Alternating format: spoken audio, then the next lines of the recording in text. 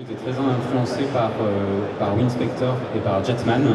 Et c'est un peu mes deux séries de cœur. Et c'est par ce biais que Shin Zero, et en tout cas que le projet est né, quoi, clairement. Kosumi Kawasan a joué dans Winspector.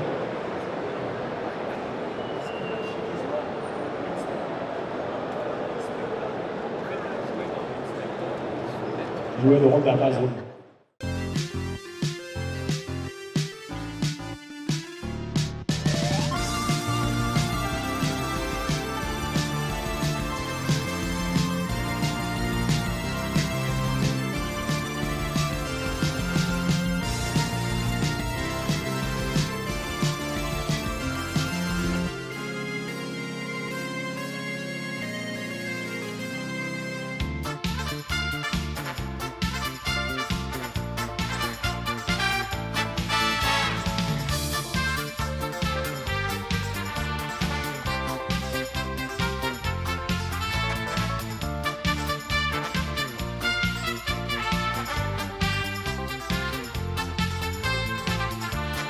Bonjour à tous et bienvenue dans Tokuscope, votre émission sur la science-fiction japonaise et le tokusatsu. Comment vas-tu mon cher Adrien? Écoute Jordan, ça va très bien, Japan Expo 2025, c'est une habitude maintenant. Et oui, donc une édition assez riche, le casting de Spilvan était présent, mais pas que, puisqu'on a rencontré d'autres personnes en lien avec le Super Sentai et le tokusatsu. Donc est-ce que tu peux nous en parler? Oui bien sûr, alors à l'occasion de cette Japan Expo, nous avons pu rencontrer donc Mathieu Bablet et Guillaume Singelin, qui sont auteurs-dessinateurs du manga français Shin Zero, voilà, qui est sorti en début de cette année. Et moi personnellement j'ai adoré et on s'est dit, évidemment, ils viennent, on va les interviewer. Bah oui, tout à fait. Mais du coup, donc Shin Zero, à la fois une BD franco-belge, à la fois du manga, un mélange un petit peu parfait comme ça. Mais de quoi ça parle? Est-ce que tu peux nous en parler? Alors Shin Zero, ça nous parle donc de Sentai ubérisé, donc ça reprend pas mal les codes du tokusatsu, kaiju, Sentai, Metal Hero, donc en y ajoutant un petit côté français, donc un petit côté BD française, reprenant pas mal de mangas.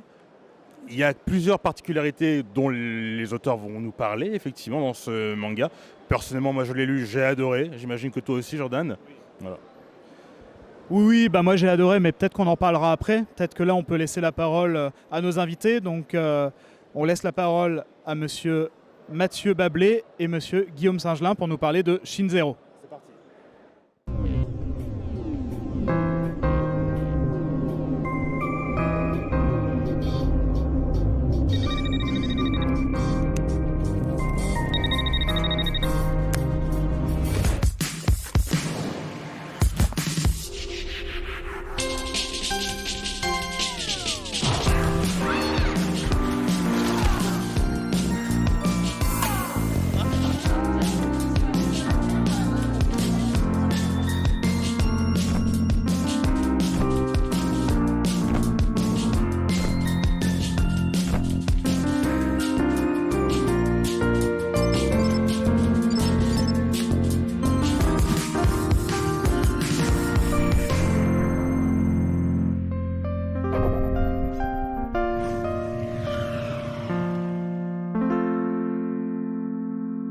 Moi je m'appelle Mathieu Bablet, je suis auteur de bande dessinée au Label 619, là où j'ai commencé ma carrière, et donc ça fait une quinzaine d'années que je fais de la bande dessinée, et plus particulièrement de la bande dessinée de science-fiction, notamment avec Shangri-La et Carbone et Silicium ces dernières années.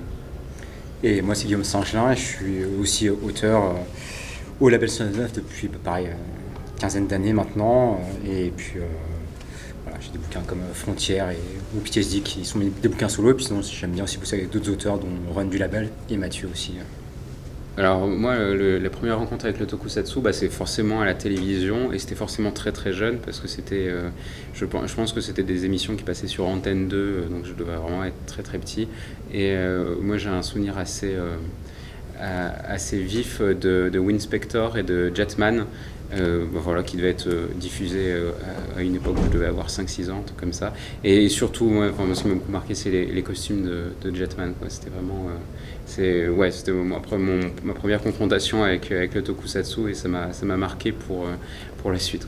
Moi je pense que il y a deux trucs, et c'est vraiment pas les trucs les plus valeureux. C'est Power Rangers, tu vois, à la télé, c'est parce que c'était tout de mon âge qui passait à ce moment-là. Et puis pour le côté un peu kaiju, c'est sûrement le Godzilla de Roland Emmerich. Tu vois, donc c'est bien vraiment pas les trucs les plus incroyables de l'univers Tokusatsu, mais ça a commencé comme ça. En fait, moi, ce qui m'a toujours plu dans le Tokusatsu de manière générale, c'est que très vite, je me suis intéressé aux costumes, au design de monstres. Et très vite, en fait, moi, j'étais vite à piocher des images sur Internet de séries que je connaissais pas. Et c'est comme ça que j'ai découvert des séries. Et en fait, moi, c'est vrai, c'est plus vraiment un intérêt visuel au fait qui m'a amené doucement vers tout ça. Et c'est vrai qu'il y a un peu le revival qu'on a pu voir ces dernières années avec les films de Hano, ou des séries comme Kamen Rider Black Sun, tu vois, c'est ça aussi qui m'a remis aussi bien dedans en termes de narration et d'univers.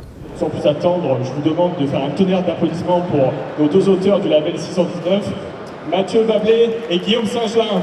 On applaudit très fort les auteurs de Shin Zero. Mathieu, Guillaume. Ça va, messieurs, vous allez bien? Très très bien. Bon, super. Écoutez, merci de nous joindre cet après-midi. C'est l'idée de Mathieu à la base, Shin Zero. Ouais. En fait, c'est vrai que moi je cherchais depuis. J'avais en tête à un moment de pouvoir adapter cette mythologie japonaise avec un peu nos références françaises. Et en fait, les prémices du projet, date de 2016. Et en fait, j'avais pitché un peu le projet à Run et au label 119 de manière générale. Et vraiment, le high concept, c'était des Sentai ubérisés, et puis il n'y avait rien d'autre que ça. Et en fait, c'est une idée que j'ai laissée un peu dans les tiroirs et que j'ai jamais véritablement réutilisée. Et en fait, c'est Guillaume, en sortant de Frontières et en cherchant un nouveau projet, tu faisais beaucoup de dessins un petit peu dans cette vibe-là. En fait, je cherchais à changer un peu de style de graphique après mon dernier projet qui s'appelait Frontières. Et tu vois, je voulais revenir un peu à des trucs un peu plus manga, parce que c'est un peu mes références de base, avoir un truc plus dynamique sur le corps et tout. Et je me dis, qu'est-ce que je peux trouver comme univers qui pourrait combiner à la fois traiter un peu le côté un peu personnage quotidien, un peu posé, et en même temps, j'avais envie de dessiner un peu d'action, un peu patate. Et en fait, ça a fait vraiment tilt en repensant l'idée de juste Sentai ubérisé que Mathieu nous avait dit. Parce qu'il y avait vraiment ces 2 mots, c'était vraiment juste ces 2 mots. Ouais. Et du coup, c'est pour ça que je l'ai rappelé en disant est-ce que tu as encore l'idée? Est-ce que ça te dit de la bosser à 2 et tout? Et voilà, c'est comme ça que ça a démarré. Et après, on a eu une petite année de discussion comme ça à la cool pour comment concevoir l'univers. C'est surtout Mathieu qui a travaillé, mais on en parlait ensemble, quoi. Ouais, et puis même on a intégré Run et Florent Modou qui font partie aussi du label, parce que il fallait poser un peu les bases de l'univers, le rendre crédible et essayer à la fois d'être respectueux des canons du genre et à la fois s'en démarquer et par le ton et puis apporter une touche un peu française aussi, quoi, que ce soit dans les thématiques ou même graphiquement.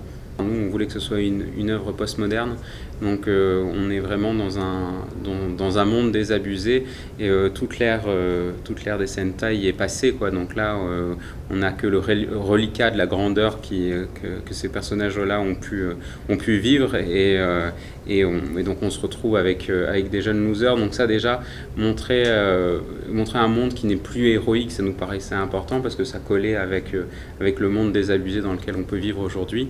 Et surtout, ce qui nous intéressait, et je pense qui fait la différence, c'est que il y a un peu d'action parce qu'on aime bien en mettre, parce que tu aimes bien en dessiner, mais au final, vraiment le côté tranche de vie et puis montrer des personnages en galère, ça nous suffit aussi et c'est ça qu'on trouve intéressant.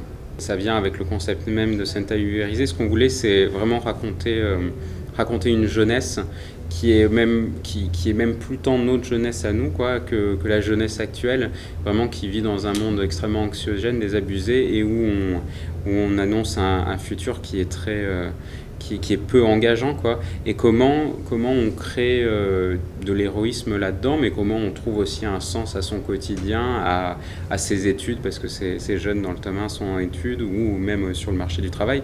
Et donc voilà, ça c'était vraiment le message principal, c'est montrer des gens en galère et comment ils relèvent un peu la tête de l'eau malgré ce qui se passe autour d'eux. Quand je suis arrivé en proposant à Mathieu, je lui ai vraiment dit voilà, moi j'ai envie de dessiner, j'ai envie d'avoir un rendu manga, j'ai envie de dessiner en petit format, j'ai envie de dessiner en noir et blanc, donc je me suis vraiment posé comme dessinateur du projet. Et c'est pour ça que j'ai vraiment demandé à Mathieu, genre, est-ce que ça te va de juste écrire le projet? Donc on a vraiment divisé de manière assez classique finalement le côté dessin et écriture. Après ça n'empêche qu'on a beaucoup discuté ensemble, que quand Mathieu écrit, il a des idées de mise en scène pour le storyboard qui moi m'aident vachement graphiquement. Des fois moi je lui fais des petits retours sur des petits éléments de scénario sur l'écriture. Mais globalement voilà, c'est comme assez bien divisé et comme on connaît très bien le boulot de l'un et de l'autre, on se connaît depuis longtemps, en fait ça s'équilibre très bien comme ça, quoi. Ouais, c'est très fluide, il n'y a jamais d'incompréhension dans un sens ou dans l'autre. Moi, les designs que je peux avoir en tête, finalement, ça correspond à ce que Guillaume il va sortir à la fin, quoi. Et en termes de tonalité, de toute façon, on avait les mêmes références qui étaient... sur l'écriture des scénarios, on pensait à des tranches de vie. Dans un monde Super Sentai, mais dans des tranches de vie, donc on avait comme référence Taiyo Matsumoto ou Kitano, et finalement voilà, comme on savait que c'était dans cette ambiance là qu'on voulait rester, il n'y a jamais un moment où il y en a un qui a pris la mauvaise direction, quoi. Je reviens à ce qu'on disait, mais effectivement je pense que les discussions avec Run, Flo, tous les quatre, où finalement on s'apercevait qu'on avait les mêmes références, qu'on avait envie d'injecter à peu près les mêmes envies, ça a aidé un petit peu à trouver les limites de ce qu'on inventait et ce qu'on gardait. Ce qu'on a voulu garder, c'est un peu les grandes familles du tokusatsu, donc vraiment Super Sentai, Kaiju Ega, les mechas, les Metal Heroes, etc. Parce que ça, on savait que ça allait justement parler aux puristes et que c'était des choses suffisamment... des boîtes suffisamment grandes pour que tout le monde puisse rentrer dedans et voir à peu près de quoi on parlait, quoi. Les kaiju, beaucoup de gens ne connaissent pas le mot, mais ils savent qui est Godzilla.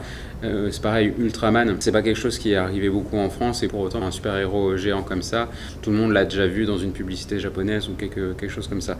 Donc voilà, de manière un peu sporadique, on s'est inspiré de ces gros blocs du tokusatsu, mais on savait que ça allait être le décor et tout le reste, c'est-à-dire l'écriture des personnages et toute l'intrigue.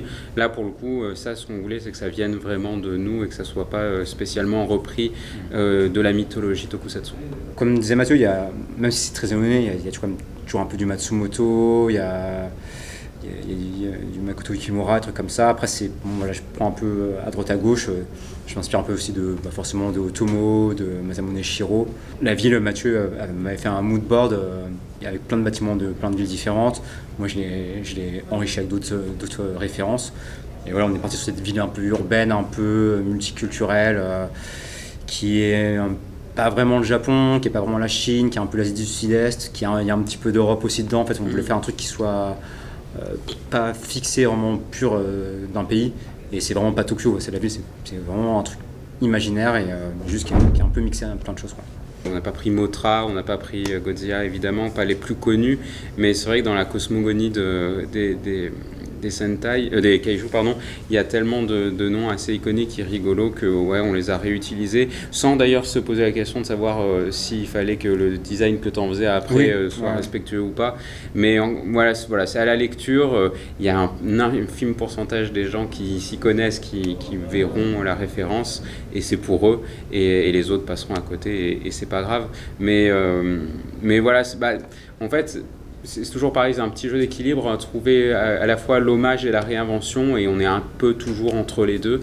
Mais cette idée d'hommage, elle nous paraissait importante parce que quand on a commencé le projet, d'ailleurs on ne savait pas si les gens comprendraient pourquoi on se lançait dans un truc comme ça. Et surtout, on avait peur que les gens pensent que ce soit une blague en fait, et qu'on faisait ça avec du second degré, alors que nous c'est vraiment du full premier degré, c'est un véritable hommage à tout un univers qui est riche, foisonnant et passionnant. Donc disséminer ces noms un petit peu au fil des pages, c'est aussi montrer que c'est quelque chose qui nous importe. J'ai pas mal de bouquins de Ultraman, en fait, des photos de tournage d'Ultraman vraiment d'époque. Donc c'est vraiment ça un peu ma base au début pour les monstres, notamment parce que j'adore ce côté où tu vois un peu les bourrelets de caoutchouc, tu vois, des costumes. Je trouve que ça a vachement de charme. Donc essayer de piocher un peu dans ces petits éléments-là et puis rajouter un peu de...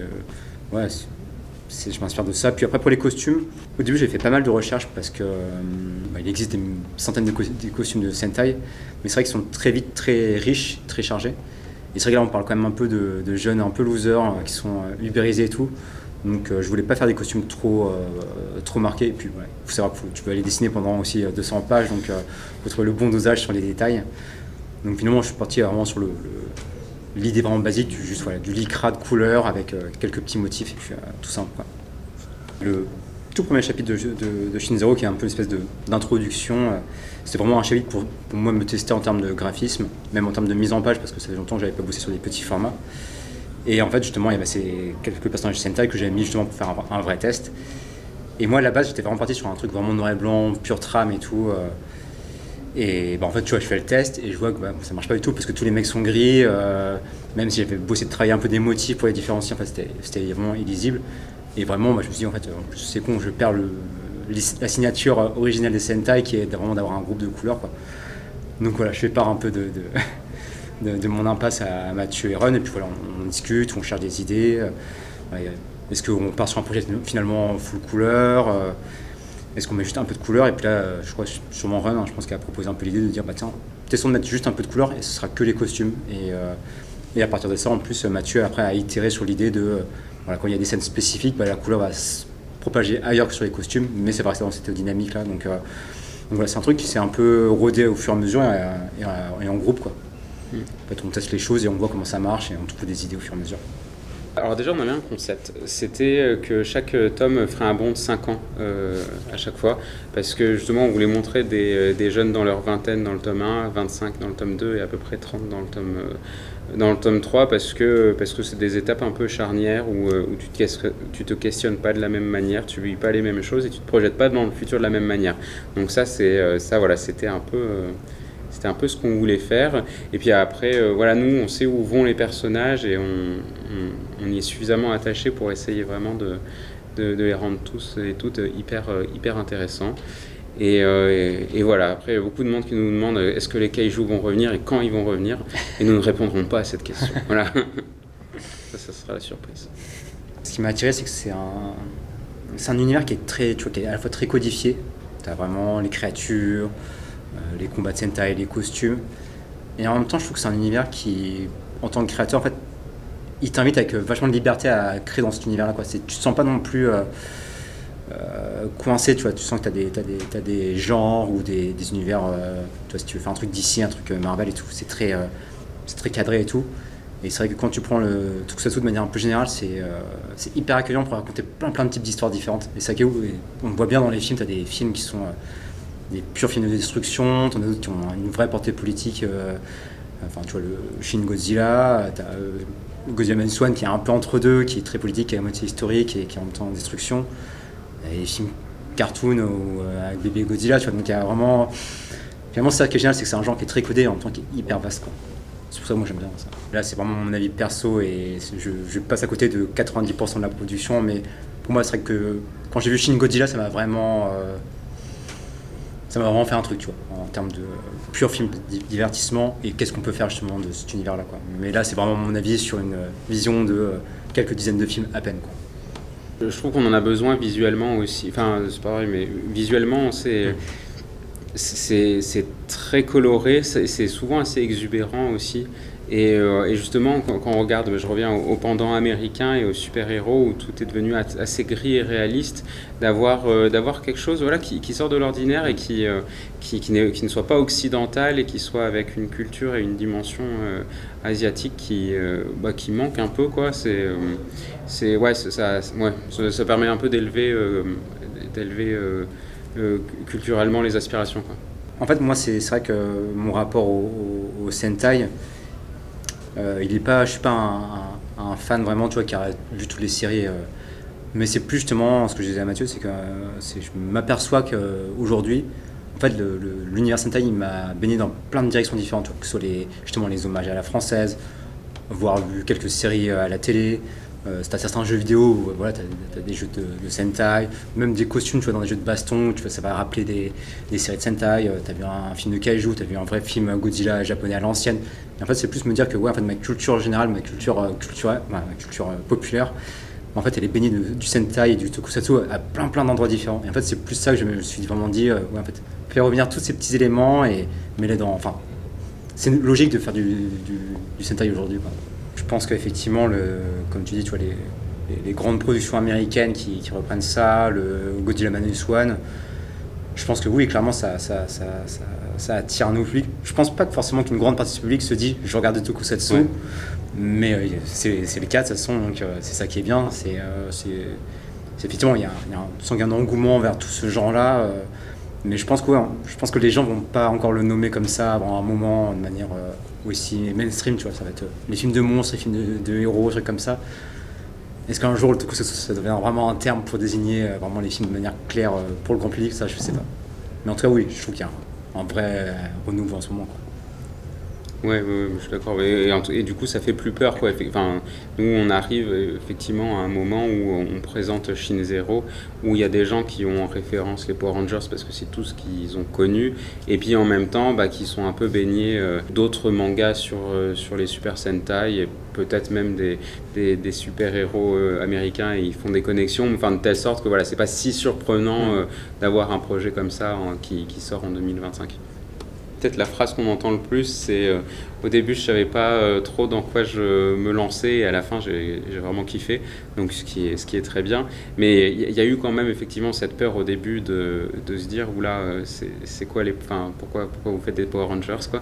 Mais en fait ouais, dès que les gens commencent à lire, la réception est vraiment ultra bonne. Ouais, c'est un peu la crainte qu'on pouvait avoir, effectivement, si on se disait est-ce qu'on est trop Sentai, et du coup le public qui n'apprécie pas ça va pas vouloir s'y lancer, et est-ce que pour les fans au contraire de Tokusatsu ils auront suffisamment à manger, est-ce que pour eux ça va être suffisamment frais et intéressant pour que ça marche, quoi. Et c'est vrai que pour le moment on arrive à avoir un retour public qui est assez équilibré, où tout le monde après il trouve son compte, donc ça c'est plutôt chouette, quoi. Et c'est vrai que ce matin encore une fois on a vu même des gens qui ont commencé à regarder du Sentai après avoir lu Shin Zero, donc c'est super cool quand on arrive à créer un pont culturel comme ça c'est top. Il y a une boutique à Tokyo là qui fait beaucoup d'imports européens de bande dessinée qui l'a, et qui ont fait une chouette petite review, tu vois, mais voilà, c'est une boutique très spécifique qui vend des bouquins européens, donc pour le moment les Japonais on sait pas trop ce qu'ils en pensent. Non, on verra si on est traduit, et à ce moment-là je pense que ça sera beaucoup plus simple, quoi, mais et qu'on aura un procès pour les noms. ouais, voilà. C'est le traducteur ou la traductrice qui se débrouillera avec ça. Non, mais ce serait cool effectivement d'avoir un retour de lecteur japonais. Oui, parce que je me demande, je sais, typiquement sur France 5 par exemple, il y a une vraie aura japonaise vis-à-vis de la série, donc je pense qu'il y a une appétence pour la réécriture de leur mythologie par d'autres pays. Donc ouais, non, je serais curieux en tout cas.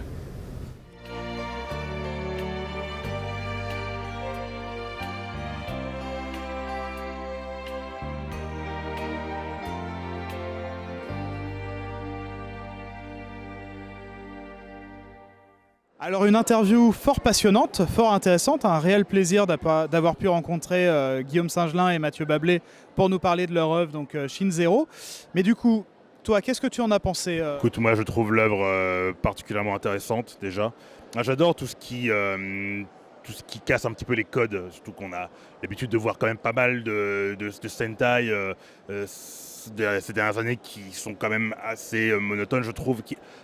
On voit souvent la même chose. Là, on se dit ok, monde fictif, Sentai ubérisé qui galère un peu dans la vie, l'âge d'or passé avec des héros géants, des robots et tout, des kaiju, il n'y en a plus. Qu'est-ce qu'on fait des super-héros qui restent? Je trouve ça très intéressant, je trouve qu'ils exploitent un petit peu tout ce qu'on connaît déjà et ils vont plus loin. Voilà. C'est très bien dessiné, je trouve. J'adore ce style effectivement d'avoir gardé les couleurs sur les costumes. Voilà. On reconnaît pas mal de kaiju qui sont très inspirés d'Ultraman.